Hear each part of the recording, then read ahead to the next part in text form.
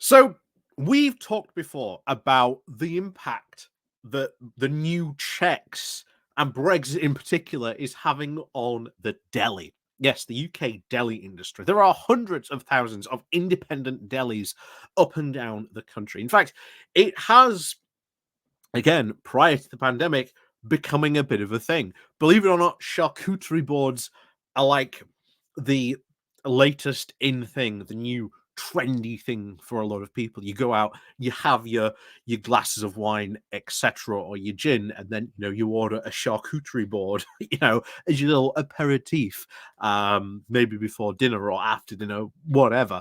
But it is becoming a big thing, and what supplied a lot of these were the delis. Now, to have a good independent deli means to have as much choice as you can.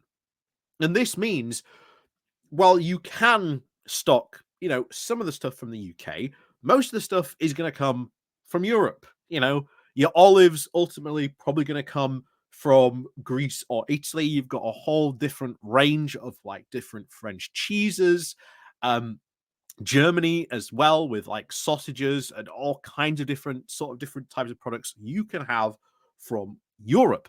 The problem becomes is that these independent delis aren't ordering like the big massive amounts. They're really ordering like small monthly quantities, because maybe their current customer base would only have maybe like a couple of Greek olives a month. So it's not worth ordering like a vast amount of them, because it's only going to go off, because you cannot sell that amount of olives, especially if you are a small independent sort of deli. And there are a lot of delis up and around pardon me, up and around the high street these days. So ultimately, there's a lot of people have said this, and we talked about it before, that this could very much bring about the end of the deli in the UK, or you would only be able to go to delis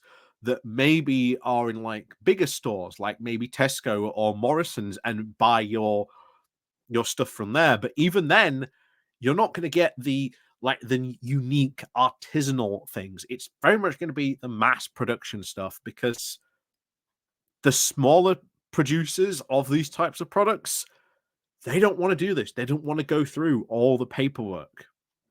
And this is what we are now seeing today with a store in London that specializes in different German sausages. So turns out it can only get worse. Anyway, before we go on into this, please do remember to click on the like, share, and subscribe button. And of course, down below, there are links to my Patreon page, the one-off station link called Buy Me Coffee, where you can buy me coffee, the YouTube thank you button, and of course, the Pony Club down below as well, where you'll hear many such terrible jokes and puns as well. Anyway, on into this. This comes from The Guardian, titled, "Not a Sausage, How the Latest Post-Brexit Checks Have Hit UK Delis." The German deli in northeast London, known for its wide variety of traditional sausages, but in post-Brexit border checks now brought in last month, now means that stocks are running very worryingly low, offering over 22 different types of fresh sausage. Again, who knew you could have this many types of sausage? But hey, there you go. From the classic Bavarian Leberwurst to the Oktoberwurst Currywurst, the online retailer has now become popular with expats and lovers of German cuisine since it launched back in 2004. But the company's account manager, Susan Schmeider, says that we only have stuff left over from before the new border changes came in, and those are now approaching their best before dates. It has not received a delivery of sausages at its warehouse in Wormslow since the 31st of January, when the government brought in the very first stage of its border target operating model, which requires a vet to sign off on all meat and dairy imports before they can be shipped. The issue is our supplier is still waiting for feedback from their local food and veterinary office on which papers and checks they are needed, Schmeider says. The German deli is, of course, far from alone. Other UK delis are now struggling to stock some of their very staple goods as their European suppliers now wrestle with the new post-Brexit import rules. And in London, that stocks products from across the continent, expats expects at least a dozen of its providers to stop exporting to the UK because of this new red tape. Another, ScandiKitchen, also in London, has stopped stocking over 20 different items, largely sausages and and pates, because of the confusion around what was required. Its managing director, Jonas Aurelian, who runs the business since 2006, said that our main suppliers are now struggling with all this paperwork to get together and trying to get their head around it. We're looking for other suppliers to try and fill the gap. Another key supplier has also abandoned the UK completely because it did not have the resources to cope with the paperwork. And, we always said Brexit would affect, small to medium businesses. And it turns out it's not just small to medium businesses this is affecting in the UK, it's those in Europe as well, because they don't have the resources to do this paperwork. They do not have the manpower to be able to do all this paperwork and take on that extra cost as well. But if you're in Europe, you're fine. You've got another massive market to sell to. So it's not the end of the world. But you are losing customers, but you'll be able to find more in Europe. It's not the end of the world for them. But for UK delis, people who are buying off them, it becomes increasingly harder.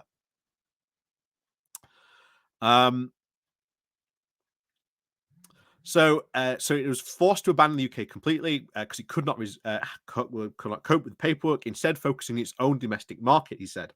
Smider, who has lost a lot of sleep over the situation, has said that the German authorities were still unsure as to what exactly the UK government required. When I rang the UK government to ask what our supplier needed to do, it said that I had to get in contact with our local veterinary office in Germany. It's completely stupid, she said.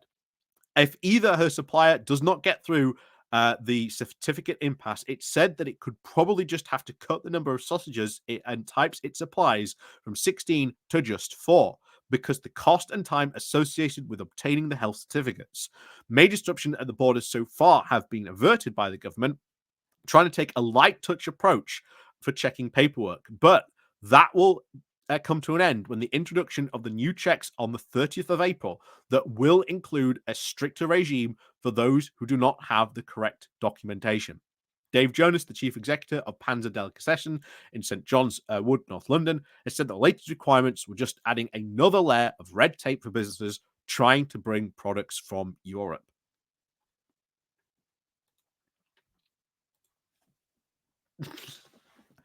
Yeah, it's all red tape.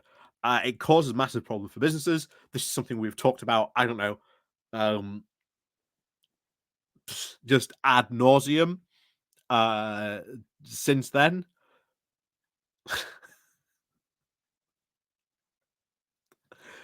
Yeah, it's kind of strange. Very, very strange indeed on just so many levels. How this happens. And yet all predicted, all what we said would happen would be true about the problems that businesses would be facing. And yet Brexiteers, don't worry about it. It'll all be fine. Here we are, 2024.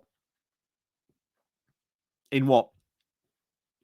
2026 will be the 10th anniversary of the referendum. Gonna be very interesting to see what conversations happen in and around about Brexit at that point of time, isn't it? Because I think the UK population, as we have seen from all the different polls, by then could be very fed up with Brexit. And one of the things I want to point out that I think has been fueling a lot of this, I think, is when normal travel has now sort of resumed. And people are like going, "Oh man, I hate waiting in this line. I used to be able to just go straight through once I landed. I could just start my holiday. Now I'm in lines forever, it seems." I think that's having a lot of impact, a lot of impact, more than people think. But there you go. So as always, thank you very much for watching, and of course, as always, we'll see you all next time. And don't forget to click on the like and share button on your way out. And of course, don't forget to leave a comment as well. So as always, we'll see you all very soon.